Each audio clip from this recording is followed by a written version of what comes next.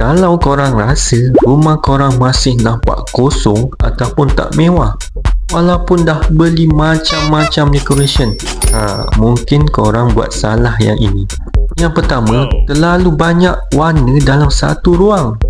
Dinding warna lain, langsir warna lain, cushion pun warna lain. Tip dia simple je, pilih 2 atau 3 warna untuk satu ruang, baru nampak kemas dan eksklusif. Kesilapan nombor 2, perabot tak sama skala dengan ruang. Untuk ruang yang kecil, pilih perabot yang berkaki tinggi atau slim.